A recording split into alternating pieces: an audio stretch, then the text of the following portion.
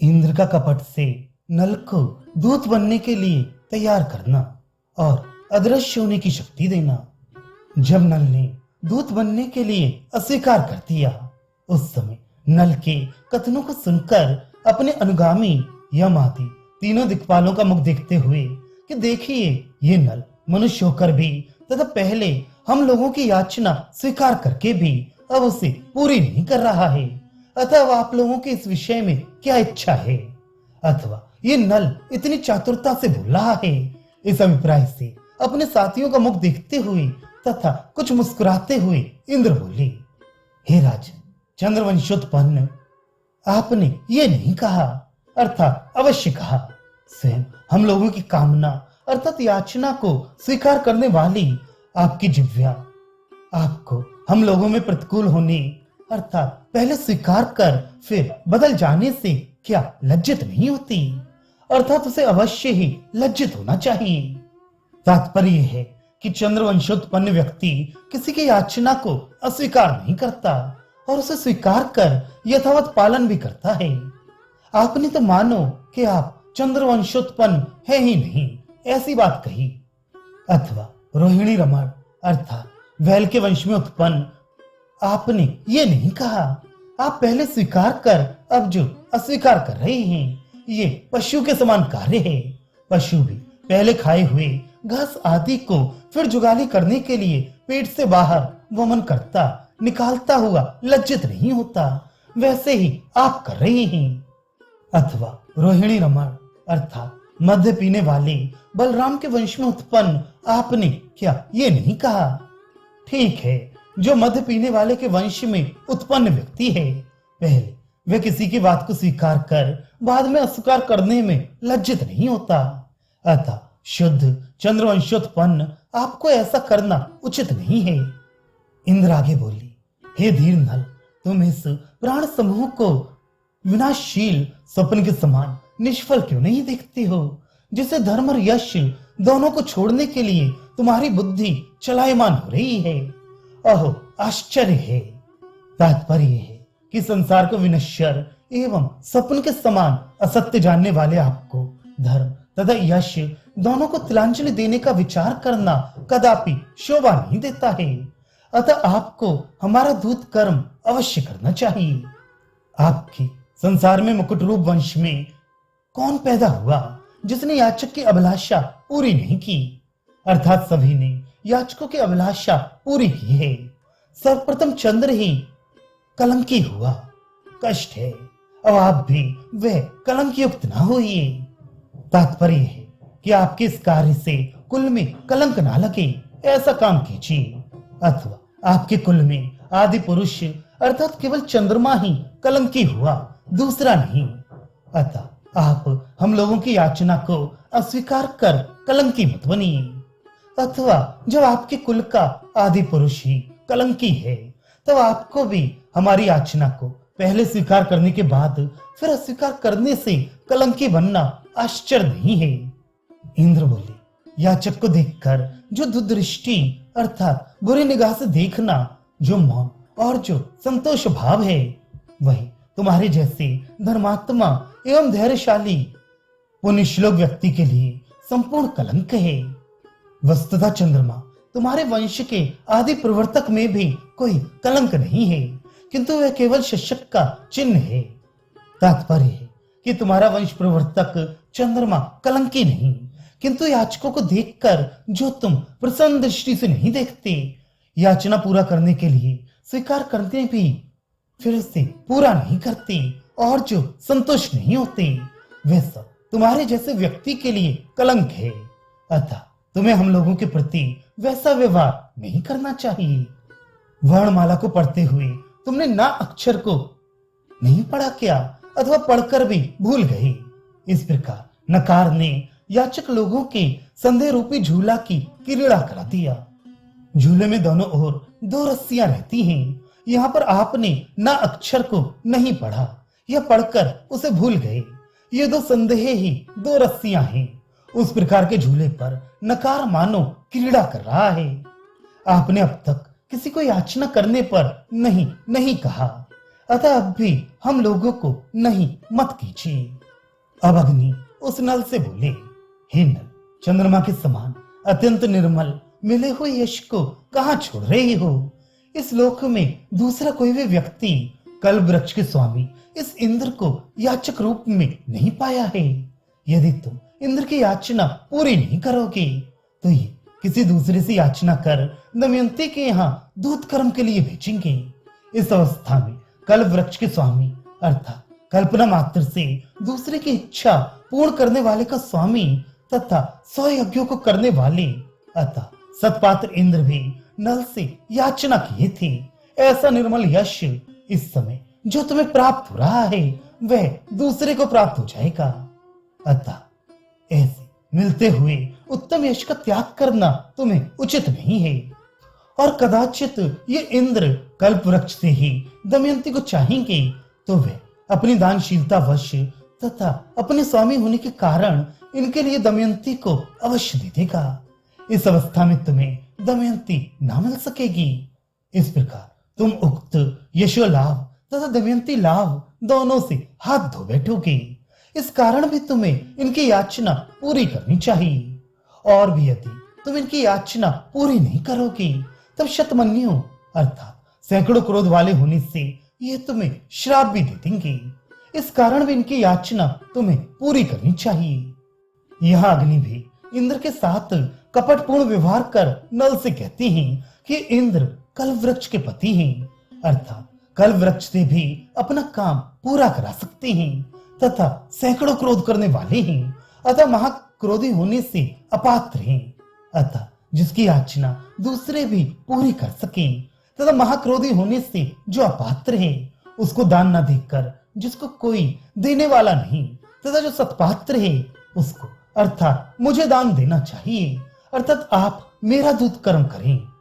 अग्नि आगे बोली, स्वर्ग निवासी हम लोगों की जो अभिलाषा कभी नष्ट नहीं हुई उसके स्थान पर आपको अभिषिक्त करते हुए हम लोगों की वह अभिलाषा आज असमानता अर्थात मेरे समान कोई नहीं है ऐसे अभिमान को छोड़ दे। हम लोगों की अभिलाषा आज तक ये समझती थी कि मैं स्वतः पूरी होकर स्वर्ग निवासी देवता को हर्षित करती हूँ, अतः मेरे समान कोई नहीं ऐसा उसको अभिमान हो गया। किंतु आज आपसे याचना करने के कारण उस अभिलाषा को अपना उक्त अभिमान छोड़ देना चाहिए। आप हम लोगों की अभिलाषा पूरी करें। इसके बाद दमयंती की प्राप्ति में बाधा आ जाने से हर्ष रहित उस नल से यम बोली, हे वीरसेन वंश के दीपक नल, तुमको जो कुछ थोड़ा या अतर्कनीय तम अर्थात अज्ञान अंधकार पराजित करना चाहता है वे चंद्रवंश में रहने वाले अर्थात चंद्रवंशोत्पन्न तुम्हारे लिए योग्य है क्या? अर्थात कदापि नहीं।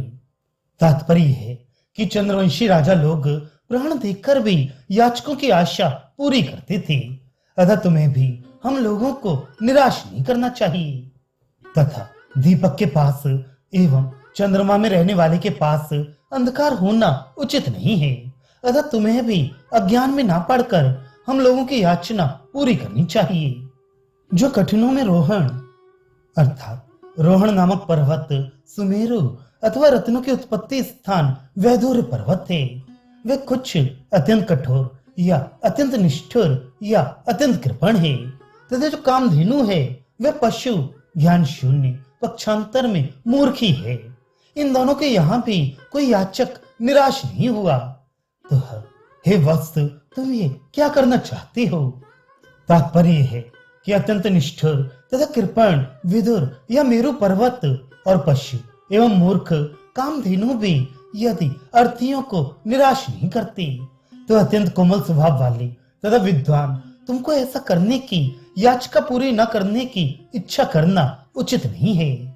चूंकि तुम बच्चे हो और बच्चे को सावधान कर देना बड़ों का धर्म है, अतः हम तुम्हें सावधान कर रहे थे। याचना करने पर धीर दाता कहाँ विलंब करता है? अर्थात कहीं पर कोई धीर दाता विलंब नहीं करता, किंतु याचना करते ही तुरंत दे देता है। क्षण मात्र भी जीने में कौन मध्यस्थ है? अर्थात किसी व्यक्ति के क्षण मात्र जीने की जिम्मेदारी कोई नहीं उठा सकता। शीघ्र निमेष अर्थात पलक गिरने के ब्याज से घुरने से परिपूर्ण दोनों नेत्र महानिद्रा अर्थात मरण को कह रही हैं। जितने समय में निमेष होता है उतने ही समय में मरण हो जाता है। अतः बुद्धिमान को बिना विलंब किए याचक की अभिलाषा पूरी करनी चाहिए। चातक के याचक मुख में विलंब होने से जो विमुखता पक्षी के मुख्य भाव को प्राप्त हुई, उस कारण ठंडा जल देने वाले मेघ समूह में मलिनता दिखलाई पड़ती है। तात्पर्य है कि थोड़े के याचक ने जो विमुखता निराशता धारण की, इस कारण से दुर्लभ आकाश पुष्प वर्षा जल देने की इच्छा करते हुए मेघ समूह में कालिमा अर्थात जन्म भर के लिए कलंक हो गया है। तात्पर्य है कि पुच्छत्रय योनि में उत्पन्न चातक के याचना करने पर थोड़ा विलंब कर दुर्लभ आकाश पुष्प अर्थात मेघों ने देने के इच्छुक भी मेघ समूह में जब कालमा रूप कलंक हो गया, तो हम लोग जैसे सत्पात्रों को पहले देने को कहकर फिर निराश करने पर तुम्हें बड़ा कलंक लगेगा। अतः शीघ्र ही हम लोगों की याचना तुम्हें पूरी कर देनी चाहिए। हाथ में पाश धारण करने वाले अर्थात वरुण भी हाथ उठाकर नल से इस प्रकार बोले, आप जैसे राजाओं की दान में दिए जाने वाले संकल्प जल प्रवाह रूपी मुक्ताहार युक्त कीर्ति ही प्रिय स्त्री है। अतः तुम्हें दमयंती को वरण करने की अभिलाषा छोड़कर हम लोगों का दूत कर्म करके कीर्ति रूपा उत्तम स्त्री को प्राप्त करना चाहिए, जिस कर्ण का चमड़ा अवैध कवच होगा तथा जिस दधीची की अवैध हड्डी वज्रमय थी, वे कर्ण तथा दधीची इस संसार में स्थिर नहीं, क्रमशः होंगे और हुए। इस कारण से हे धीर बुद्धिमान नल, धर्म का त्याग मत करो। तात्पर्य है कि द्वापर युग में होने वाले राजा कर्ण अभेद कवच बनाने के लिए अपने शरीर का चमड़ा इंद्र को दे देंगे तथा सतयुग में हुए महर्षि दधीची ने वृत्रासुर को मारने के लिए इंद्र की याचना करने पर वज्र बनाने के लिए अपनी हड्डी दे दी थी। वे दोनों कर्ण तथा दधीची इस संसार में क्रमशः स्थिर नहीं रहेंगे और न रहे। कर्ण तथा दधीची दोनों को मृत्यु ने नहीं छोड़ा। अतः तुम्हें भी हम लोगों की याचना पूरी कर धर्मार्जन करना चाहिए। वरुण आगे बोले, दैत्यराज बलि तथा विंध्य पर्वत जिस सत्य प्रतिशत रूप गुण 5 से बंधे हुए आज तक भी विचलित होने अपनी स्वीकृत बात को झूठा करने में समर्थ नहीं हुए, अर्थात जिस बात को स्वीकृत किए उसका आज तक पालन कर रहे हैं, तब तुम्हारे जैसे सुप्रसिद्ध विद्वान को उस सत्य प्रतिज्ञत गुण 5 को त्याग नहीं करना चाहिए। तात्पर्य है कि जब अत्यंत उच्छृंखल स्वभाव वाले दैत्यों के राजा बलि तथा जड़ एवं कठोरतम विंध्य पर्वत भी स्वीकार की हुई अपनी बात पर आज तक डटे हुए हैं, उसे झूठा नहीं करते, तब आप भी हम लोगों के दूत कर्म को स्वीकृत कर उससे पराडमुख मत होइए।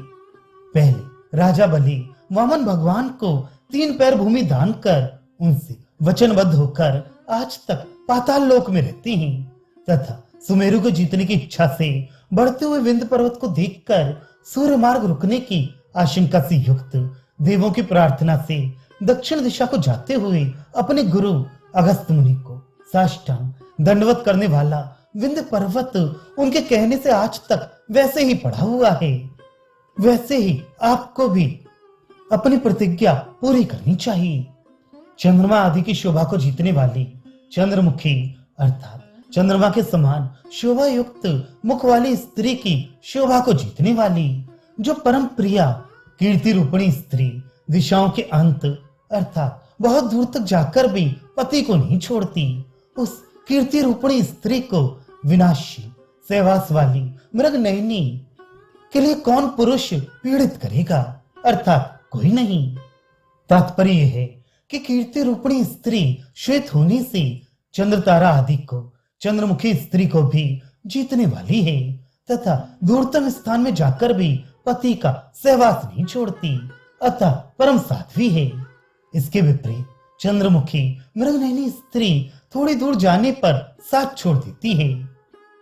अथवा कीर्ति भिन्न स्त्री की दृष्टि अनन्य जन मोहिनी होने से निंदनीय है।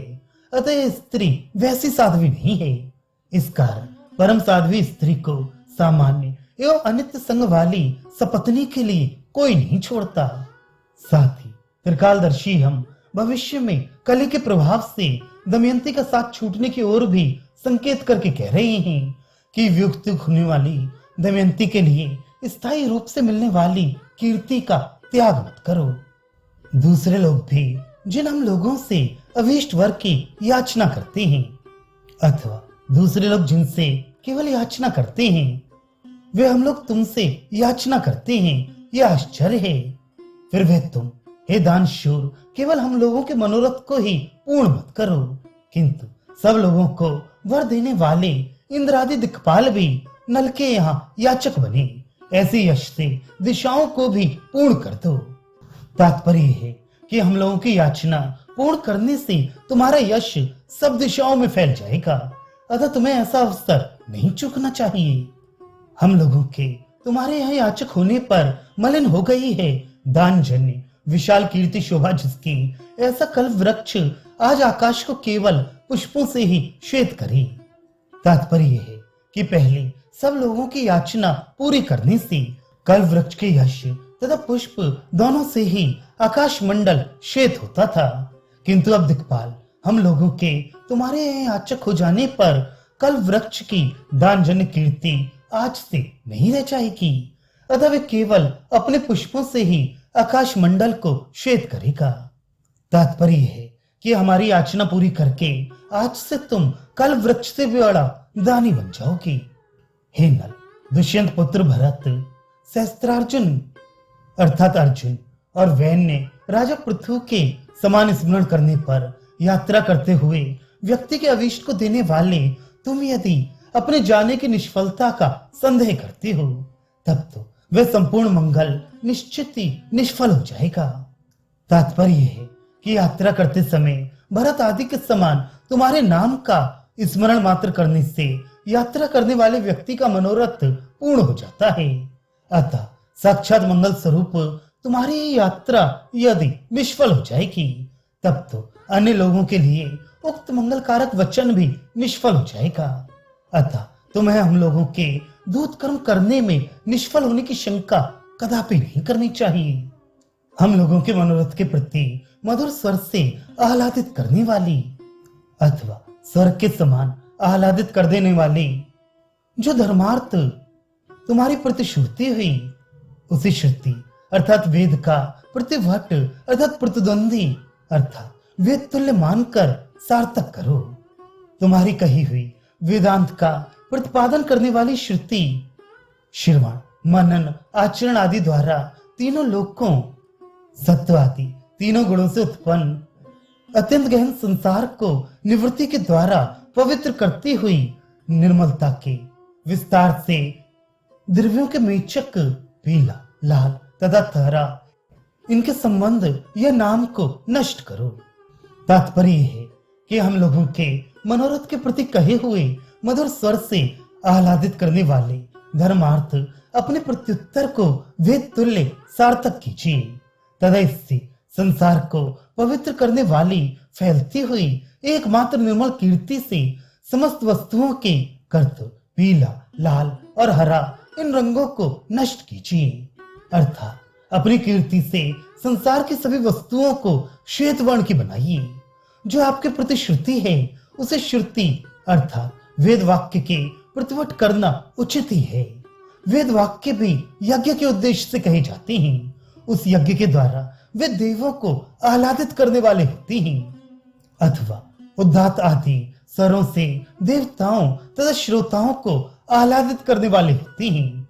वे श्रुति वेद सत्व आदि गुणों से उत्पन्न एवं वन के समान अति गहन संसार को पवित्र करती है।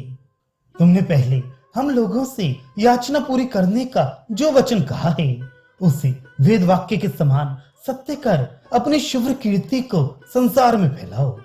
जिसको सहस्त्रपाद अर्थात सहस्त्र पैरों वाले अथवा सहस्त्रणों वाले सूर्य ने जो उत्पन्न किया वह छाया पुत्र शनिश्चर पैर से लंगड़ा कैसे हुआ, क्योंकि पुत्र पिता के सदृश होता है। हम लोगों को इस संदेह का उत्तर आज मिला। कि तुम्हारे तेजों को सहस्त्र पैरों अथवा किरणों से भी लांघने में सूर्य पंगु अर्थात लंगड़ा अर्थात असमर्थ हो गया है। तात्पर्य यह है कि तुम्हारे तेजों को 100 पैरों से लांघने के लिए प्रतिज्ञा करके भी सूर्य अपनी प्रतिज्ञा को पूरी नहीं कर सकता, परंतु आपने अपनी प्रतिज्ञा को पूर्ण किया, अतः सूर्य के तेज से भी आपका तेज अधिक है। भूमिपति नल दमयंती का कामक होते हुए भी इस प्रकार चाटु प्रिय भाषण अर्थात खुशामदी से युक्त देव समूह के उन वचनों को सुनकर बलात् रखे हुए दूत कर्म रूप भार को ग्रहण कर लिया। देवों के दूत कर्म को दुख से स्वीकृत किया।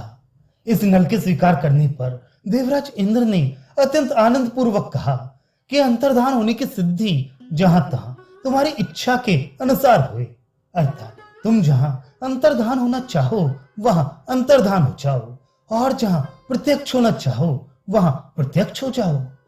इस प्रकार नैषध चरित का 5वां सर्ग यहाँ समाप्त हुआ।